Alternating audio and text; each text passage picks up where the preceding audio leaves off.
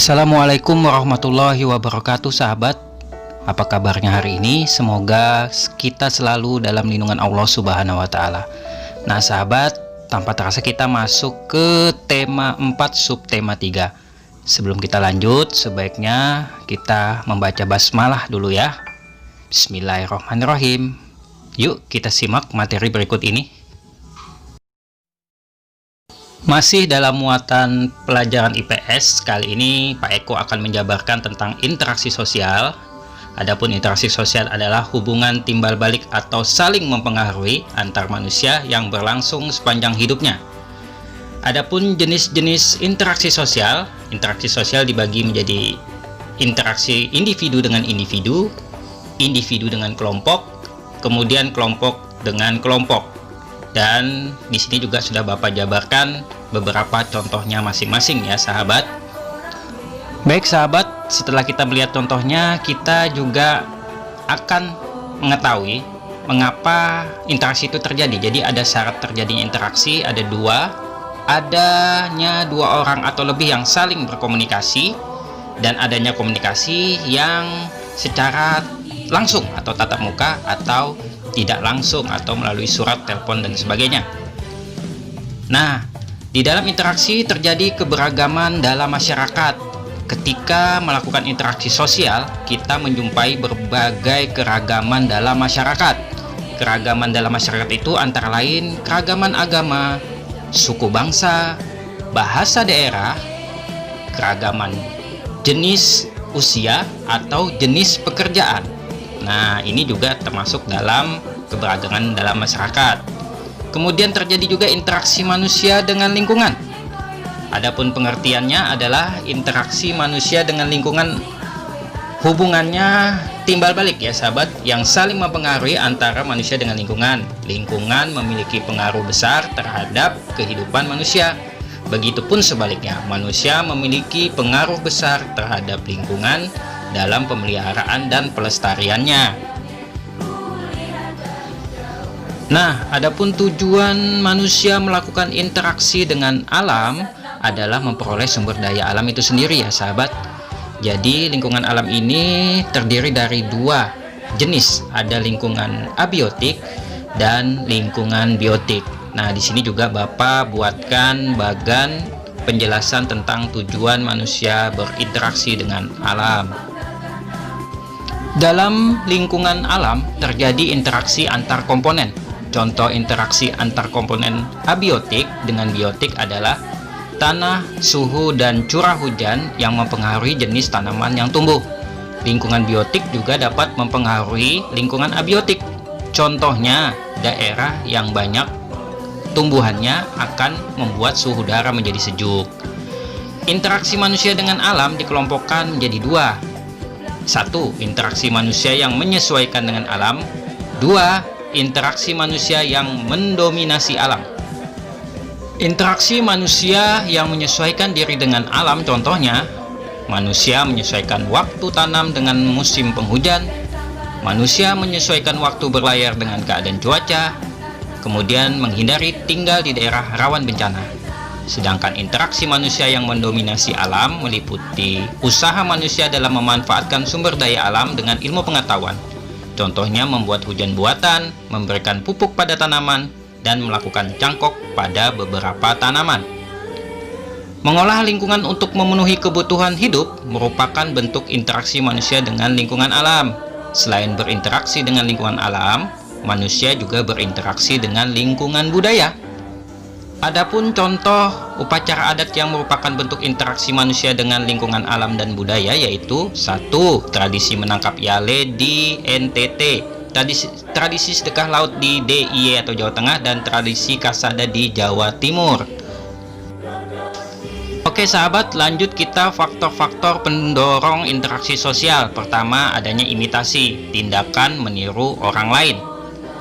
Kemudian yang kedua ada sugesti, yaitu sugesti ini berlangsung ketika seseorang memberi pandangan atau pernyataan sikap yang dianutnya dan diterima oleh orang lain.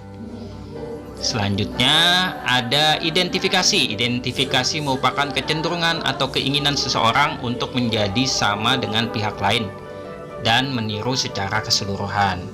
Nah, ada lagi sahabat, yaitu simpati, yaitu merupakan kondisi ketertarikan seseorang kepada orang lain. Dan rasa empati. Empati merupakan simpati mendalam yang dapat mempengaruhi kondisi fisik dan jiwa seseorang. Selanjutnya sahabat, Pak Eko akan menjelaskan tentang faktor pendorong interaksi antar manusia. Adapun faktor pendorong interaksi antar manusia diantaranya: pertama, dorongan untuk memenuhi kebutuhan. Untuk memenuhi kebutuhan hidup, manusia memerlukan keberadaan orang lain yang akan saling memerlukan, saling tergantung untuk saling melengkapi kebutuhan hidupnya. Manusia tidak mungkin hidup sendiri dan mandiri tanpa keberadaan orang lain. Yang kedua, dorongan untuk mempertahankan hidup. Jadi, untuk menjaga keseimbangan hidup, manusia akan mempertahankan hidup dari segala bentuk ancaman. Dorongan untuk mempertahankan hidup ini terutama dalam melengkapi ancaman dari luar seperti ancaman kelaparan, kemiskinan, kebodohan, dan lain-lain. Dan yang terakhir sahabat, dorongan untuk berkomunikasi dengan sesama. Secara naluriah, manusia memerlukan keberadaan orang lain dalam rangka saling berkomunikasi untuk mengungkapkan keinginan yang ada dalam hati masing-masing. Secara psikologis, manusia akan merasa nyaman dan tentram bila hidup bersama-sama dan berkomunikasi dengan orang lain dalam satu lingkungan sosial budaya. Oke baik sahabat, kita lanjut ke muatan pelajaran PPKN. Kali ini kita akan membahas tentang hak kewajiban tanggung jawab sebagai warga negara. Nah sahabat, yang pertama kita akan pelajari adalah tentang hak. Apa sih hak warga negara itu? Baik sahabat, sebelumnya kita akan mengetahui dulu apa sih pengertian daripada hak itu. Hak adalah segala hal yang harus kalian peroleh atau dapatkan. Hak warga negara yaitu warga negara berhak mendapatkan penghidupan yang layak, jaminan keamanan, perlindungan hukum, dan lain sebagainya.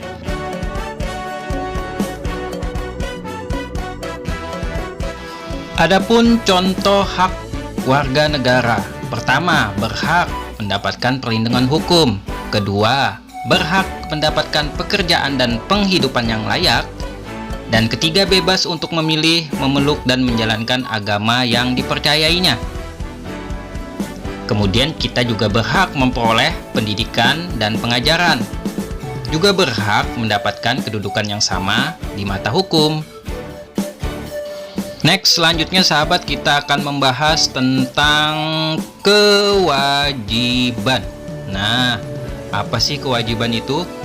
Adapun pengertian kewajiban adalah segala sesuatu yang dianggap sebagai suatu keharusan untuk dilaksanakan oleh warga negara. Contoh-contoh kewajiban warga negara antara lain: 1. Setiap warga negara memiliki kewajiban untuk berperan dalam membela dan mempertahankan kedaulatan negara Indonesia dari serangan musuh. Kedua, setiap warga negara wajib membayar pajak dan retribusi yang telah ditetapkan oleh pemerintah pusat dan daerah. Ketiga, setiap warga negara wajib menaati serta menjunjung tinggi dasar negara, hukum, dan pemerintah. Lanjut untuk poin 4, setiap warga negara berkewajiban taat, tunduk, dan patuh terhadap segala hukum yang berlaku di wilayah Indonesia.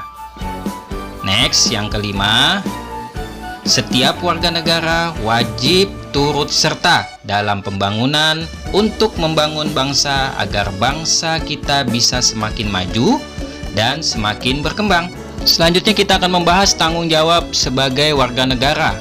Adapun tanggung jawab sendiri adalah pengertiannya segala sesuatu yang harus dilakukan atau dilaksanakan dengan sepenuh hati.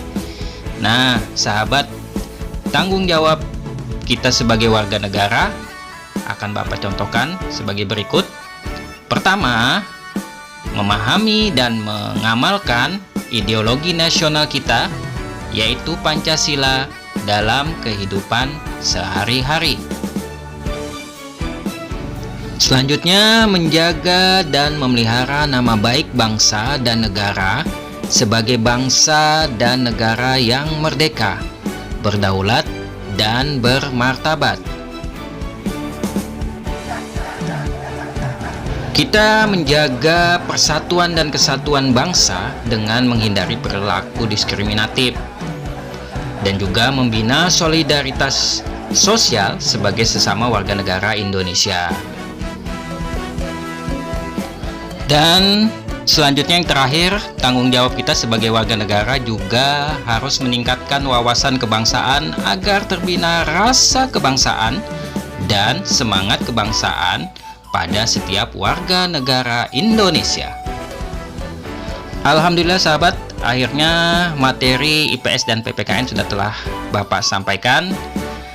Pesan Bapak, jangan lupa untuk menjaga sholat dan mengajinya, dan selalu ikuti instruksi dari Pak Eko, Pak Pitra, dan Bu Isra. Apabila kalian bingung, silakan menghubungi nomor WA gurunya masing-masing ya sahabat. Baiklah sahabat, sebelum Bapak mengakhiri video pembelajaran untuk tema 4 subtema 3 ini, Bapak selalu ingatkan untuk kita selalu ikuti protokol kesehatan, terapkan 3M, yaitu memakai masker, menjaga jarak, dan mencuci tangan dengan cairan sabun atau cairan antiseptik. Baik sahabat, sampai ketemu lagi di lain kesempatan. Tetap semangat belajar. Assalamualaikum warahmatullahi wabarakatuh.